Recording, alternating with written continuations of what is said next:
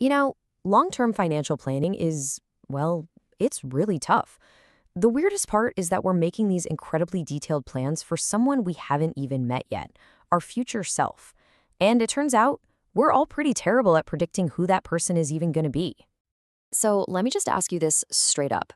Are you planning your entire life for a total stranger? It sounds a little dramatic, I know, but here's the thing. Psychologists have found that we consistently, and I mean consistently, underestimate how much we're going to change. The you in 10, 20, or even 30 years might have completely different values and goals than the you sitting here today.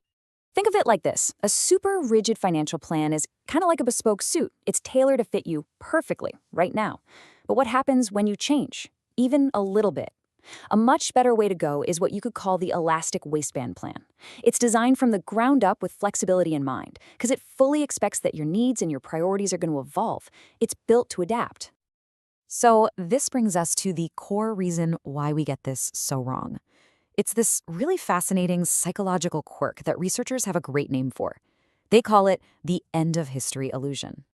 It's this funny thing our brains do. We can all look back and see just how much we've changed, right? Our taste in music, who our friends are, our goals for our career, all of it. But for some reason, we have this powerful illusion that the person we are today is like the finished product.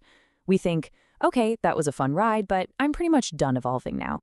And you can see it in the data. When people are surveyed, they consistently say they've experienced a huge amount of personal change in the last decade.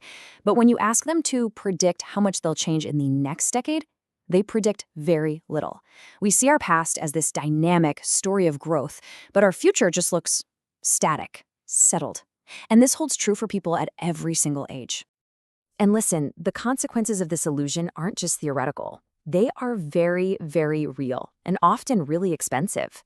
Just think about the teenager who is absolutely sure they'd love that tattoo forever, or the young couple who rushed to get married thinking their priorities would never, ever diverge.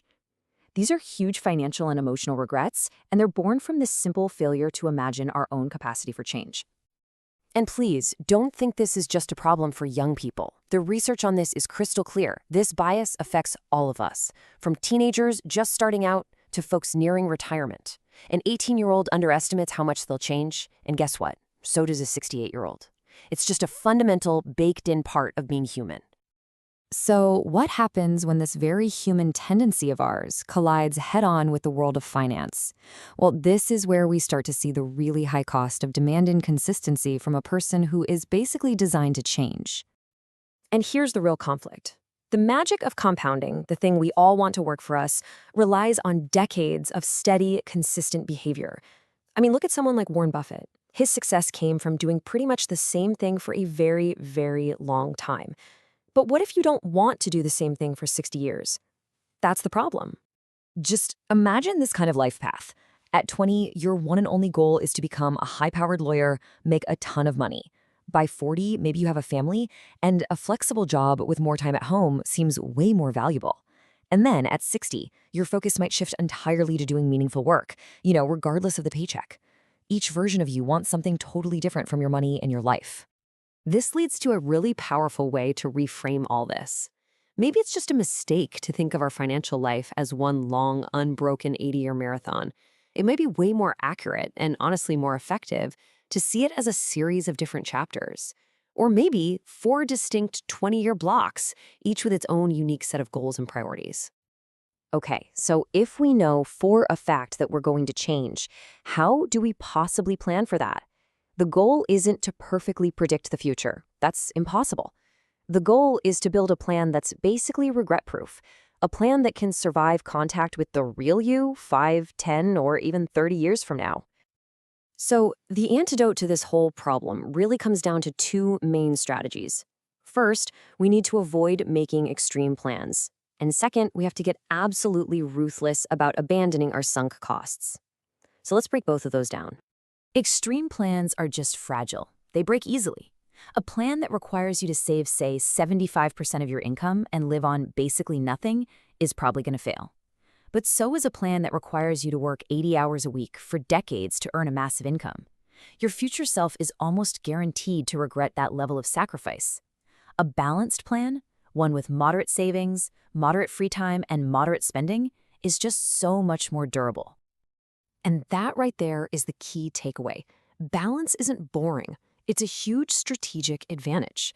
It increases your endurance. And if you can endure, if you can stick with a reasonable plan for a really long time, that is what gives compounding the fuel it needs to work its magic for you. All right, on to that second strategy. We have to talk about sunk costs. You know what these are. It's the time, money, or effort that you've already spent and you can't get back. The trap is when we let those past costs dictate our future decisions. When we do that, we are literally letting a past version of ourselves, a different person, hold our future self hostage. There's this great story about the Nobel Prize-winning psychologist Daniel Kahneman. He spent a full year writing a chapter for a book.